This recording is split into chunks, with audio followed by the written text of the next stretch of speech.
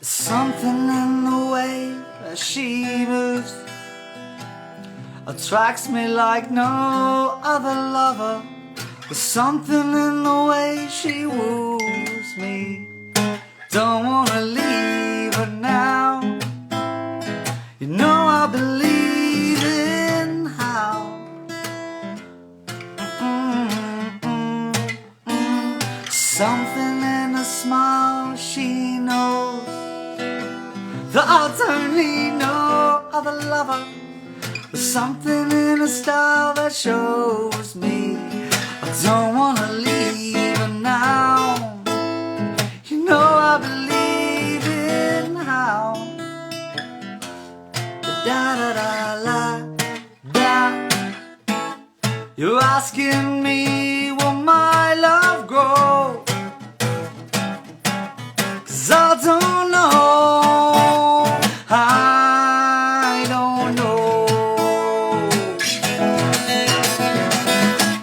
You stick around now and it may show.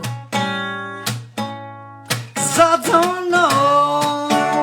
'Cause I don't know.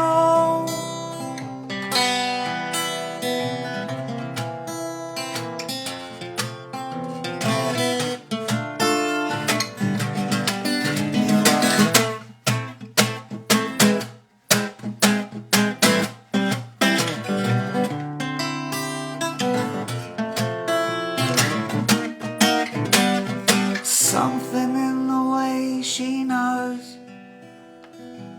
and all I have to do is think of her.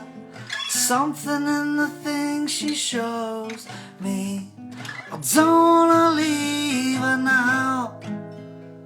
You know I believe in how.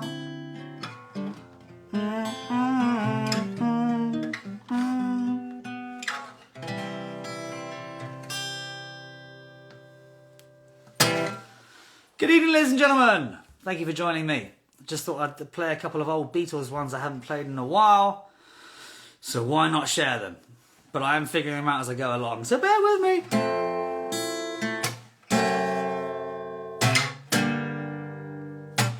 What is it? It's like...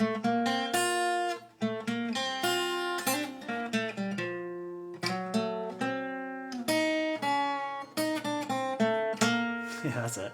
'Cause there were bells on a hill, but I never heard them ringing.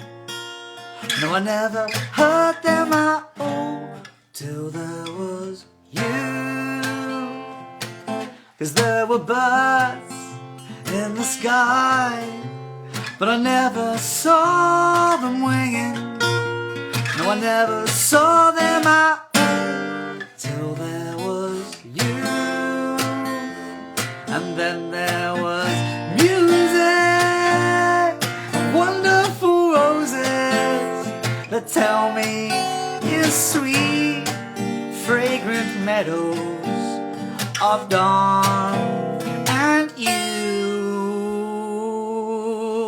And there was love all around, but I never heard it singing. No, I never heard it at all until there was you. And it's George now.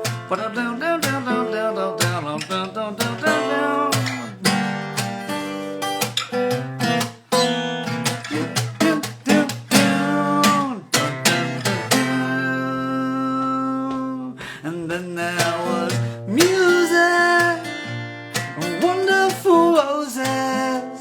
They tell me it's sweet metamorphosis gone, and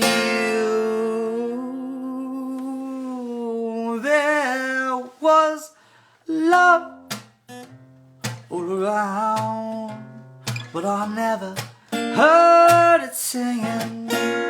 No, I never heard it at all until there was you. Until there was you.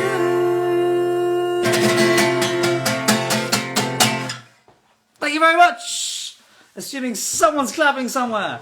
All right, I'm not just here to fiddle with the old fiddle. I am here also to share another chapter, or not a chapter, but just a few words from a recent memoir of mine. And I appreciate anyone that's here listening right now. I especially appreciate anyone that's donating right now to Disaster Emergency Committee. They are helping right now as much as they can do with the tragedies that are happening in Turkey and Syria. So thank you so much just for donating, but for listening to. I shan't keep you long, but this is a little extract from my book, Tom Felton, Beyond the Wand, in case you hadn't heard. I thought I'd just pick one at random, really, so I hope I haven't read it before. But Chapter 13, How to Fly a Broomstick, or The Wasps and the Wimp. Okay. What's it like to fly a broomstick? Well, if you've read this far, you'll know that's a loaded question. You'll know that I learned early on not to ruin the magic for the children at Comic-Con. And if you prefer to remember Harry and Draco's Quidditch matches as the magical battles that appeared on screen, may I suggest you move on to the next chapter. One of our earliest location shoots was at Alnwick Castle, where I managed to get myself and Alfie Enoch into a sticky slalom skateboarding situation. Ask him. This was also our first shoot with broomsticks. Zoe Wanamaker was Madame Hooch, and Hogwarts' first years were receiving their first flying lesson. It was not only Madame Hooch and the first years who were in attendance. It was a warm, sunny day, and attracted by the smell of thickly applied makeup and hair gel, swarms of wasps were taking an interest in us. More specifically, they were taking an interest in me. Draco's hairdo required the application of an entire tub of gel each day. I remind myself of that. Draco's hairdo required the application of an entire tub of gel each day. My blonde locks were not so rigid. My blonde locks were so rigid I might as well have been wearing a Kevlar helmet. And as far as the wasps were concerned, the hair gel might as well have been strawberry jam. They were all over it. Full disclosure, when it comes to wasps, I'm a wimp. While Draco might have been acting too cool for school during the scene, off camera I was flapping around like a landed fish, running from the wasps, squealing and trying to swat them away. And it's not impossible, of course, that the more people laughed at my ridiculousness, the more I might have played up to my apparent distress. Madame Hooch to the rescue. Her spiky hair required a similar quantity of gook, so Zoe Wanamaker had the same problem. She gave me a strategy to deal with it. Just repeat the words, green trees, she said. Huh? She explained that the wasps weren't going to hurt me, and I needed a way to relax around them. Repeating her green trees mantra was a way of doing that. So when you watch Draco in that scene, you can imagine me silently chanting those words in the back of my head and doing my best not to shriek with terror as wasps circled my rock-hard hairdo. With the wasps dealt with, the students stood in two lines opposite each other, their brooms on the ground. On Madame Hooch's word, they gave the instruction, up! And with varying degrees of success, caused the broomsticks to jump into their hands. The approach was that if a piece of magic or any kind of special effects could be achieved practically, that was the best way to do it. This was especially true in the early days when the visual effects teams had less advanced technology at their disposal. So what you don't see, when the cameras point down the middle of the two lines of students, is the guys lying on the ground behind each broom with a seesaw-like contraption, raising the brooms off the ground and even making them waft around a little bit. Actually flying the things took a bit more ingenuity. Blokes with seesaws weren't going to cut it. The flying scenes were all done in a studio. Imagine a massive room wrapped in blue canvas, or green in the later years. The broomstick was a metal pole fitted with a deeply uncomfortable bike saddle. There were stirrups for your feet and a harness to stop you falling.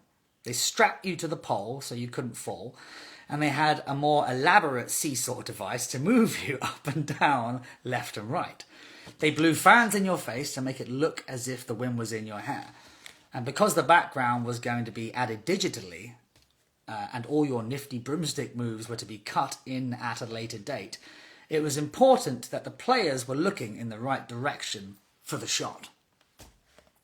In order to ensure your eye line was as it should be, a guy held up, I shit you not, a guy held up a tennis ball on a long pole with a little bit of orange tape on it. When the first assistant director shouted, "Dragon!" or "Bludger!"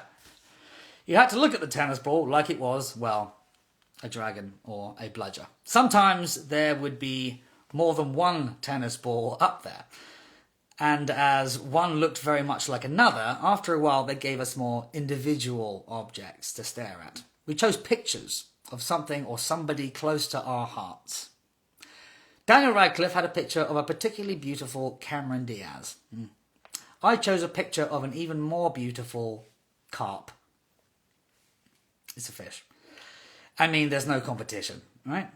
Shooting a Quidditch match or another big broomstick scene was a slow, painstaking, bum-numbing process. The geniuses behind the camera had to work to an unbelievable level of precision. They would shoot the backgrounds first for reference, then the actors on the broomsticks, so one could be superimposed on the other. The camera movements for both shots had to be precisely the same, and there always seemed to be a lot of people manning the cameras and the computers needed to make that happen. Quite what they were doing, I don't know. I was just the guy on the metal pole with the fans blowing in my face, staring at a picture of a stunning carp. But I do know that it seemed to take forever to complete even the smallest amount of footage. We would finish those shooting days distinctly saddle sore. This is me dumbing it down. I promise you, they did a lot. There's a lot of genius on their days behind the scenes. But yes, thank you very much, anyone that listened to that. And thank you so much, anyone that's donated. We are helping people that need it more than ever right now. So I really, really appreciate it. It warms my heart that so many people listened and contributed. Thank you. Keep the good vibes going, and I'll see you on the flip side.